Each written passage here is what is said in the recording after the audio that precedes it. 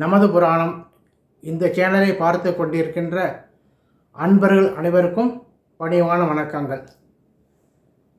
விஷ்ணுபதி புண்ணிய காலம், புண்ணியம் வாய்ந்த தினம்.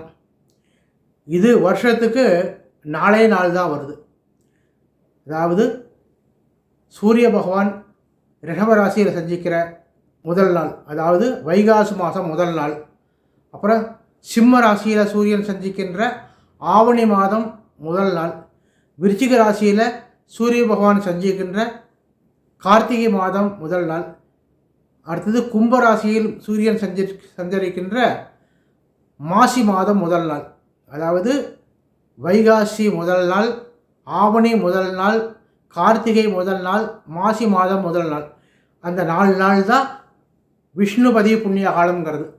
அந்த விஷ்ணுபதி புண்ணிய காலத்தன்னைக்கு நம்ம போய் பக்கத்தில் உள்ள பெருமாள் கோயில், அதாவது கொடிமரத்தோடு இருக்கிற பெருமாள் கோயிலுக்கு போயிட்டு அங்கே போய் நம்ம கொடிமரத்துக்கிட்ட நின்று நமக்கு என்ன கஷ்டம் இருக்கோ, என்ன பிரச்சனை இருக்கோ அதை சொல்லி பிரார்த்தனை பண்ணிட்டு ஒரு 27 புஷ்பம், ஒரு மல்லிகைப்பூ ஏதோ 27 புஷ்பம் எடுத்துட்டு ஓம் நமோ நாராயணாய அப்படின்னு சொல்லிட்டு 27 முறை பிரதர்ஷனம் பண்ணணும். அந்த கொடிமரத்தை ஆரம்பித்து அப்படியே கோயில் அப்படியே பிரதர்ஷனம் பண்ணணும். ஒரு சுற்றி வந்தவனே ஒரு புஷ்பம் அப்படின்னு 27 சுற்றி வந்து பிரார்த்தனை பண்ணாக்க சகல சங்கடமும் நிவர்த்தி ஆகும். 27 பிரதர்ஷனம் வந்துட்டு நேராக போய் பெருமாளை போயிட்டு கொஞ்சம் துளசி வாங்கி கொடுத்து பெருமாளை தரிசனம் பண்ணிவிட்டு அப்படியே தாயாரை போய் கொஞ்சம் மல்லிகைப்பூ வாங்கி கொடுத்து தரிசனம் பண்ணிட்டு வந்தாக்க நமக்கு உள்ள பிரச்சனைகள்லாம் நிவர்த்தி ஆகும் அப்படின்னு. எவ்வளோ பெரிய கஷ்டங்கள் பிரச்சனைகள் இதெல்லாம் இருந்தாக்க இதுக்கெல்லாம் தனியாக ஒரு பரிகாரமே வேண்டியில்லை. இதை விட சிறந்த பரிகாரம் எதுவுமே இல்லை. அந்த விஷ்ணுபதி புண்ணிய காலத்தில் அந்த உரிய நேரம், அதாவது பிரம்ம முகூர்த்திலேருந்து காலையில் ஒரு 10:30 மணி வரலையும் தான் அந்த புண்ணிய காலம் சொல்லியிருக்காங்க. அந்த காலையில் நமக்கு கோயிலெலாம் வந்து ஒரு 6 மணி ஆகும் திறக்கிறதுக்கு. அதுக்கு மேலே அந்த 10:30 மணி வரலையும் அந்த புண்ணிய காலம்.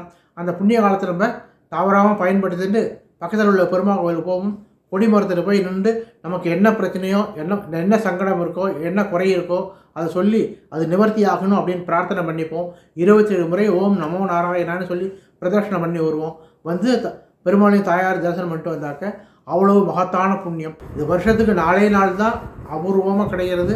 அந்த 4 நாளையும் நம்ம பயன்படுத்திக்கணும்.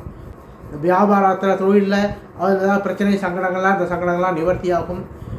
மற்றபடி ரொம்ப நாளாக புத்திர சந்தானம், திருமண காரியம் எல்லாமே பகவான் எல்லாத்தையும் நிவர்த்தி பண்ணி வைப்பார். அதனால் அன்றைக்கி வந்து ஒரு சிறப்பான புண்ணிய காலம். அன்றைக்கி போய் இதுமாதிரி பெருமாள் கோயிலில் போயிட்டு இதுமாதிரி தரிசனம் பண்ணுங்க, கண்டிப்பாக நல்ல பலன் கிடைக்கும். விஷ்ணுபதி புண்ணியங்கிறது அவ்வளவு மகத்தான புண்ணிய காலம். இதை தவற விடக்கூடாது.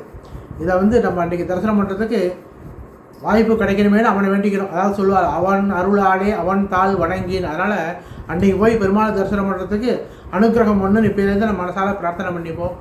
சிறப்போட நலமோடு வாழறதுக்கு இது ஒரு பகவானே நமக்கு அனுகிரகம் பண்ணிக்கிறது புண்ணிய காலங்கள்லாம். அதை நம்ம பயன்படுத்திக்கணும். நல்ல பலனை பெற வேண்டும்னு பிரார்த்திக்கிறேன்.